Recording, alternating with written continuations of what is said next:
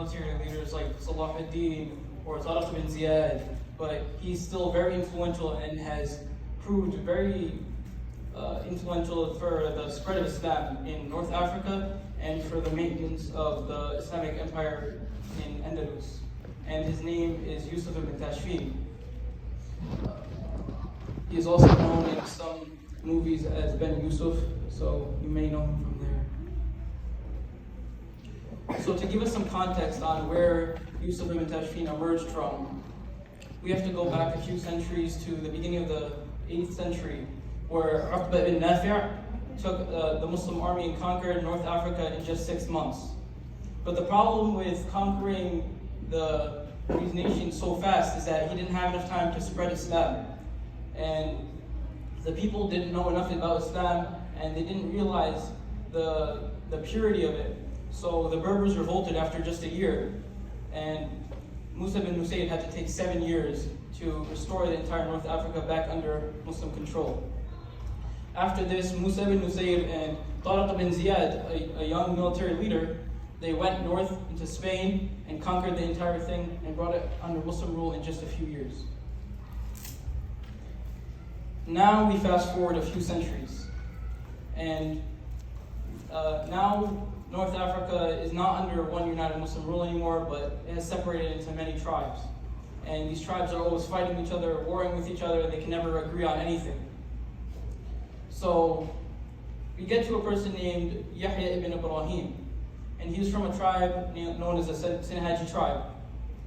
And he sees that his tribe is going astray from Islam. They're committing many sins like shirk, and he realizes that if they continue down this path, it will lead them all to destruction. So on the way back from Hajj one year, he stops by Tunisia, and he meets with some Moroccan scholars. And he tells them of his situation, that his people only know the Shahada, and they only know to pray sometimes. So they send one of their well-known students known as Abdullah ibn Yasin with him, with Yahya ibn Ibrahim, to go back to the Sinhaji tribe to teach them about Islam. So Abdullah ibn Yasin comes back to the Sinhaji tribe in Mauritania, and he sees that they're committing many sins. They're drinking all the time, they're committing zina, they're committing shirk, and he sets on a path to bring them back to Islam and be devoted to the Imam. And he doesn't just do this by telling them that everything they're doing is wrong and that they're all out of Islam. He instead phases the haram out of the society. He makes them slowly do more Islamic things, make them come to the masjid more, make them love Islam, until they stop doing the haram actions. And this leads them on a very powerful path. This leads them to the beginning of the Sinhaji conquest. Now the Bedouins of Africa are already very tough. They live in a very harsh climate. They have to survive off very little. So they're very tough, and this allows them to fight in many battles. No matter the conditions, they fight very fiercely. But the problem is, when they went back to their hometown, they always commit sins, and they lose everything, all the traction that they gained while they were out conquesting and defeating other armies. But when Abdullah ibn Yasin, this changed, because he led them onto Islamic principles, and he taught them about what Islam meant. And this created a fire in their heart, which allowed them to be passionate in battle and to not waste any time when they got back to their hometown. So after Abdullah ibn Yasin's changes took place, the neighboring towns, they did not have the same dedication and same discipline that the Sinhaji time did not all just sit in the masjid or in schools and teach students. They also participated in jihad, and this is why Abdullah ibn Yasin was one of the generals. And he helped their conquest of neighboring towns go smoothly. And after they already saw that they conquered most of the towns around them, they figured out that why not go north into Morocco? So they took their army and started conquering north into Morocco. On this map here, it shows us that the Sinhaji tribe originated from this area in Mauritania. And when Abdullah bin Yasin came, they were able to conquer their neighboring towns. And then, once they were done, around 1053, 1056, they went north into Morocco and began conquering towns over there. This brings us to the beginning of Dawlat al-Murabitun. In 1059, Abdullah ibn Yasin was unfortunately killed in battle against some rebels. But one thing we can learn from the lifetime that he spent, from the time he spent with the Sinhaji tribe, from 1046 to 1059, just 13 years, he transformed the Sinhaji tribe. And he made them from a nameless tribe in the desert, among many other tribes that fought amongst themselves, to the beginning of a state, of an empire that was able to conquer anything in their path. And when he dies, he's replaced by Sulaiman ibn Hadi, who died just a year after he was appointed. At this point, Yahya ibn Umar, a political leader of the Sinhaji tribe, takes over the entire tribe. And he was one of the devout students of Abdullah ibn Yasin, which allowed him to continue preaching to the Sinhaji tribe about Islam and keep them on the straight path. And this was the foundation of Dawlat al-Murabitun, which means the state of those who fight at fortresses. Now we get to the rise of Yusuf ibn Tashfin. Yahya ibn Umar, the leader of the Sinhaji tribe, gets killed in battle one day. So his brother Abu Bakr ibn Umar takes over and continues expanding the state. But in 1061, he has to go down south to give da'wah and put down revolts. So he leaves in charge of the entire empire his cousin. And his cousin is none other than Yusuf ibn Tashfin. Yusuf ibn Tashfin was born in 1009 CE, or exactly 400 after Hijrah. And when Abu Bakr ibn Umar went south, Yusuf ibn Tashfin didn't just sit around and enjoy the fruits of the empire. He instead kept conquering, and he took the city of Marrakesh in Morocco. The city of Marrakesh in Morocco at this time was known as being a very shady city. Bandits were all around it, and any foreigners that tried to trade in the city, they were usually robbed. And this is actually the basis for the name of Marrakesh, which is slang for Mara Sari'an, which means to pass through the city quickly so you don't get robbed by bandits. But Yusuf ibn Tashfin, after he conquered the city, he was able to take the city of Marrakesh and build religious institutions and political institutions and learning institutions that transformed the city of Marrakesh and made it better for travelers. He also posted guards around the entire city so that the bandit problem was gone. And now the city of Marrakesh became a good place to trade. Now when Abu Bakr ibn Umar came back, he sees that Yusuf ibn Tashfin is doing a good job at leading the empire and that the people are listening to him. Any Western king in this position, they would try to throw out the opposition or the threat to their power because they want to remain in power. But Abu Bakr ibn Umar sees that Yusuf ibn Tashfin is very fit to lead the empire, and he goes down to do da'wah while leaving the entire empire to Yusuf ibn Tashfin. But Abu Bakr ibn Umar isn't off the board yet, because he does da'wah to a lot of people down south, and he converts many people. Not just people, but entire countries like Mali and Niger at this time were converted through Abu Bakr. In 1061, Yusuf ibn Tashfin, he takes his armies and creates the city of Marrakesh and names that his empire, is the capital of his empire. And then later, he takes his troops and he brings them together to go one final march north to conquer the entire North Africa in his reach. And he does this by going through Fez, the crown city of Morocco, their capital city, their best city. He takes it easily without any trouble with the Sinhaji tribe. And he goes to take on more. Tangier and Tilmizan in North Africa were easily taken by Yusuf ibn Tashfin and his army. And then in 1083, 475 after Hijrah. Remember that Yusuf ibn Tashfin was born in 400 after Hijrah. So this means that Yusuf ibn Tashfin is 75 years old at this time. And he goes further and takes the city of Ceuta in North Africa and completes his empire in this area.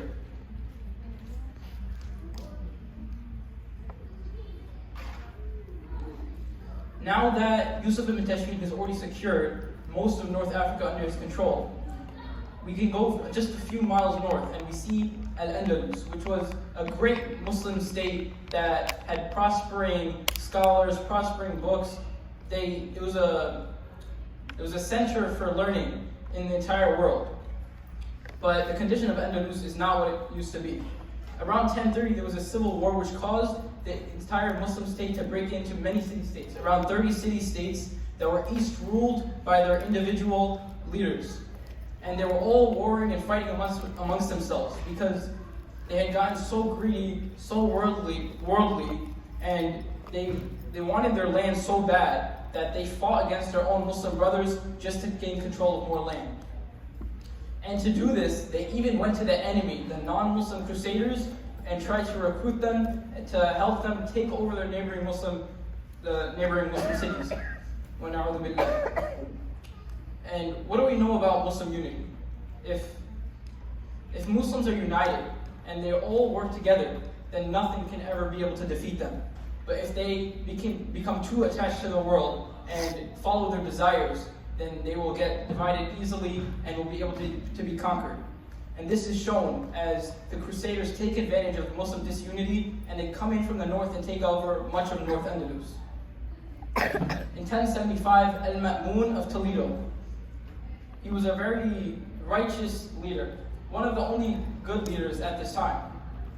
He promoted learning in his state, and he annexed Valencia and Cordoba, so he was beginning to control some more cities at this time. But his grandson, Al-Qadir, took over after he died, and he was not able to continue this dream. Al-Qadir was so ineffectual that he lost control of the state within a few years of gaining control. And this led to Valencia declaring its independence, Toledo's own people kicking Al-Qadir out of his rule, and Mu'tamid of Seville takes Cordoba from Al-Qadir. We should remember Mu'tamid for later because he's important. So Al-Qadir, after losing control of his entire state within a few years, he goes to the Christian leader, King Alfonso VI of the Crusaders, and he asks them to help him take his city back. He goes to the non-Muslim leader and asks him to fight the Muslims in order to gain back control of his city. Subhanallah. So Al-Qadir, in 1081, he gets it back and he submits to Alfonso VI and agrees to pay tax, to give soldiers, to give control of his fortresses all over to Alfonso just in return for controlling this piece of land. In this map here, we can see the condition of Al-Andalus in 1075. In 1075, when Al-Ma'mun controlled Toledo, he also had control of Valencia and Cordoba. But then when he died, Al-Qadir lost control of it all and allowed the Christian Crusaders to come in, strike into the southern Andalus, and take over the entire Toledo. He practically handed it to Alfonso VI, which allowed Alfonso to continue advancing into southern Andalus and try to conquer everything and bring it under Christian control. So in 1084, Al-Qadir had control of Toledo, but the people tried to kick him out again because they saw that he was doing a horrible job of leading and still following his desires, and he wasn't looking out for what was best for his people. So they tried to kick him out again. So Al-Qadir again goes to Alfonso VI, but this time it asks him to take control of the entire city and just leave him under in control of the city. He wanted to have an excuse for not listening to his people who were mad that he was in control. So in 1085, Alfonso VI takes it over again and just leaves Al-Qadir as an imaginary leader. He wasn't actually leading anything. And this led Alfonso VI to be able to conquer many other city-states and ta'ifas in Andalus. And this was because whenever Alfonso VI threatened them of taking over their land, they just submitted to him easily, and they wanted to control their land, so they just gave over control. They gave him taxes, they gave him control of their military, just so that they could keep their land, which shows how attached they were to the world at this time. Now, at this pace, Alfonso was taking over many city-states within the matter of a few years. And he knows that at this pace, he would take over entire Andalus under the Crusaders' control in under 5 years. And one of his own quotes, he says, "This is the end of Spain and I have set my foot on it." Now Alfonso VI is coming for the last few remaining city-states and ta'ifas in Andalus. And Mu'tamid of Seville is one of the only righteous and good leaders left among the Muslim ta'ifas. So Alfonso VI naturally threatens him next and asks him to submit. But unlike the other selfish leaders of the ta'ifas, Alfonso VI, when he receives the letter, Mu'tamid, when he receives the letter from Alfonso VI, he doesn't submit. And he in fact insults Alfonso VI and tells him that he will fight against him because he does not want to submit to him.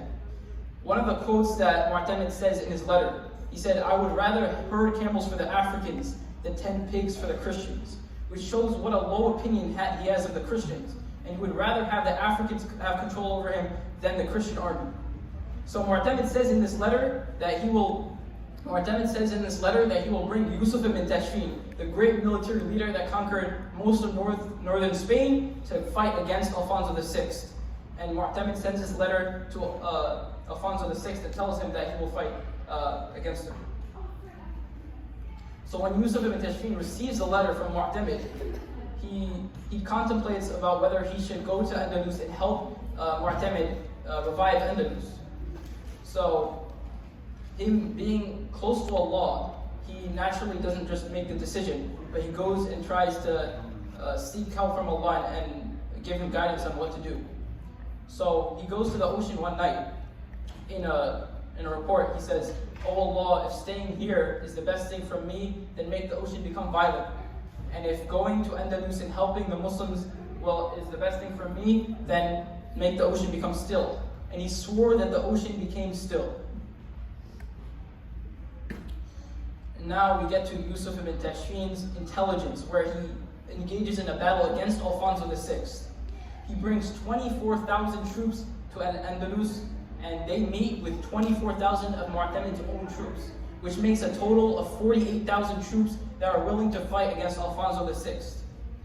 Now, we have to remember that there are many different reports. Muslim reports vary, Christian reports vary of how many troops and what happened in the battle, but I'm taking the most authentic report that I could find about this. So Alfonso, according to this report, brings around 100,000 troops to fight Mu'tamid and Yusuf ibn Tashfin's army. And when they meet, Yusuf ibn Tashfin offers 3 options to Alfonso VI. Either he could convert to Islam and join the Muslims, pay the jizya and submit and serve under the Muslims, or 3, fight the army. And he chooses the 3rd option, to fight the army of the Muslims. And now after this, Alfonso sends his own deal. And then the Muslims, they have to choose whether they accept it. Alfonso sends a letter to Yusuf asking if they should delay the fight until Monday. But Mu'tamid says it is a trap. Right now it is Thursday, and Alfonso VI wants to delay the fight past the holiday of Friday and Sunday for the Christians to see if they could fight later. But Mu'tamid thinks that Alfonso VI will try a surprise attack against the Muslims. And when Friday comes, Alfonso VI tries a surprise attack. But the Muslims have prepared and they are ready for the battle. Now, I'm going to show you a depiction of what happens during the battle. So they meet on the battle on Friday, 23rd of October, 1086, and this is the side of the Muslims and this is the side of the Christian Crusaders. Right here, there's a mountain where Yusuf ibn Tashfin's troops are all behind, and Alfonso's troop is advancing.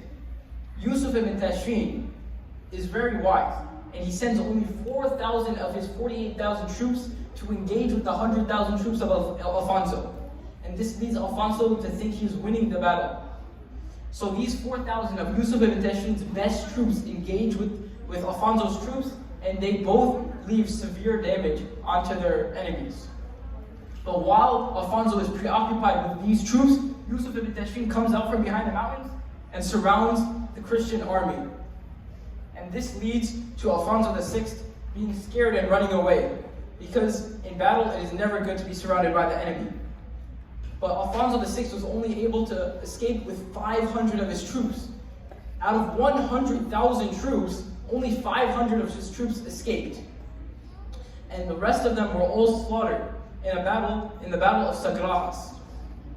This battle was also named Zallaqa because of how much blood was spilled. Zallaqa means slippery. The battlefield was slippery with blood because of how much blood was spilled of the Christian army. Let me go back here.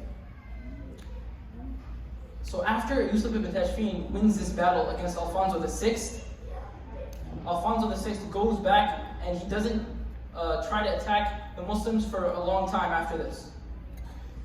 If Yusuf ibn Tashfin didn't engage Alfonso, he would have taken over Andalus in under 5 years, around 1092.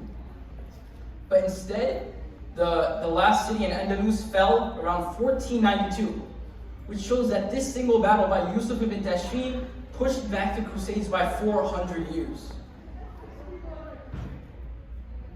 And after this battle, this very significant battle, Yusuf ibn Tashfin goes on a few more campaigns to try to secure the entire land of Andalus, of southern Andalus under Muslim control, and he leaves 17,000 of his troops on the borders of Andalus while he leaves.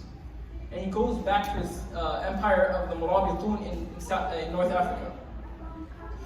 But Yusuf ibn Tashfin doesn't forget that Andalus is in a very horrible condition. All the Muslim leaders are divided. He remembers this, and he still tries to find solutions for the problem. For example, in 1089, Yusuf ibn Tashfin tries to convene a meeting to unite the Muslim kings and invites them all to try to talk about what they could do. But only 2 kings show up, and one of them is Mu'tamid. Only 2 kings out of 30 of the Muslim kings in Andalus show up for the meeting. So the meeting didn't work.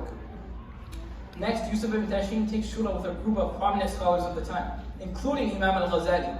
And they issued him a fatwa at this time. And their fatwa was that he should bring the Muslims in Spain together by force.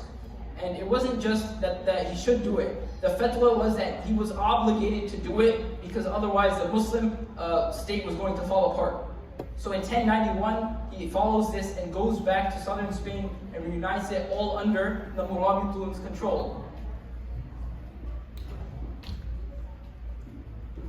This is Yusuf ibn Tashfin's empire in North Africa, and then after this, he extends it over to southern Andalus and takes it over and brings it under Murabitun's control as well, which led to a great Muslim state at this time, which united the Muslim city-states that were falling apart.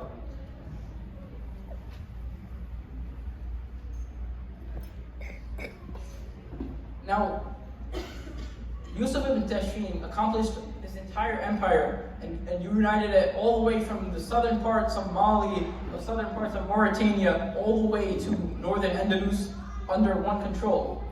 And this shows that he must have been doing something very special in his life, and he must have been very gifted to be able to do this. So we are trying to get facts about his life to try to imitate him so we can become like him. So some of the facts that we have about his life is that Yusuf ibn Tashfin lived a lifestyle of zuhd, with very little material possession.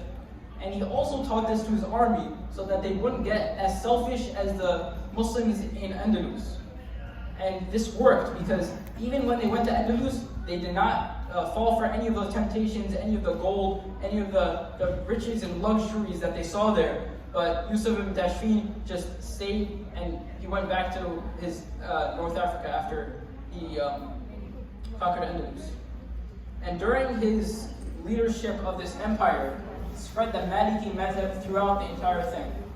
And this shows that his impact was so great, because nowadays when you go to these areas of Algeria or Morocco, around some of these areas, the Maliki madhab is still prominent there. And this shows the remnants of Yusuf ibn Tashfin.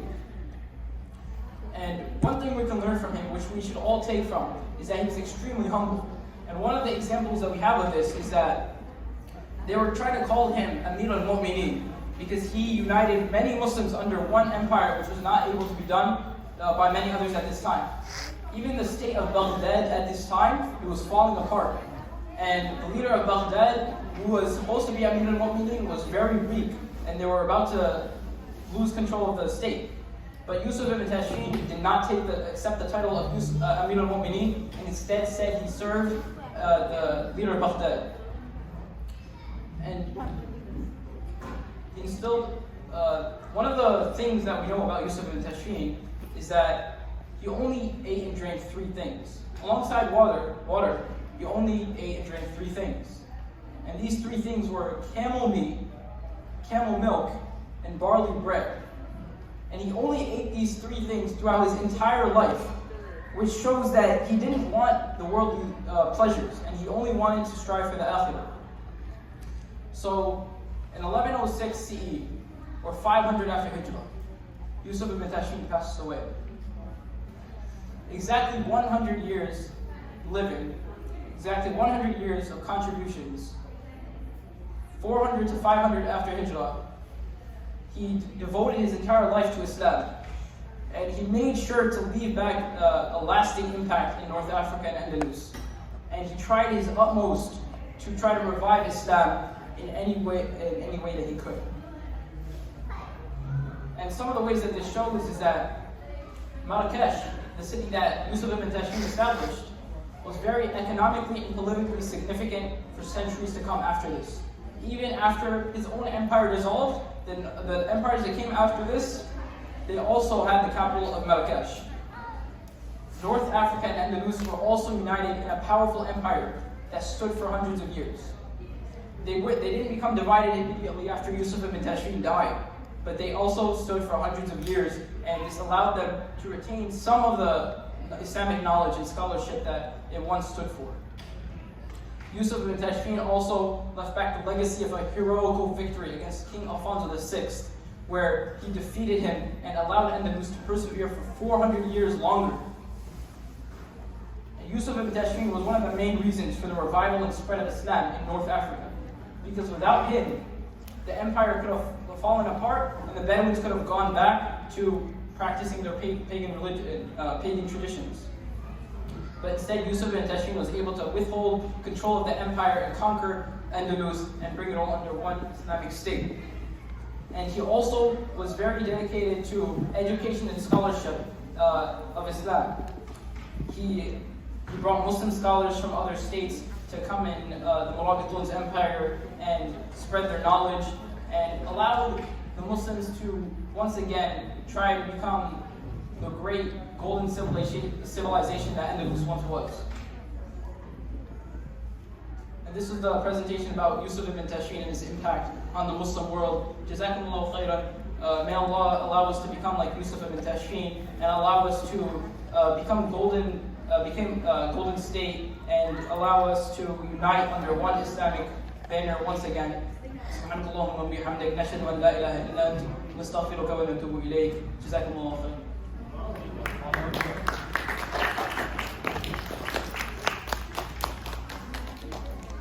Allah khair, Hamza. That's excellent. I have a question for you, Hamza, if you don't mind. Is there a significance of Yusuf ibn Tashfin being born in the beginning of the century that you know of, that you read of?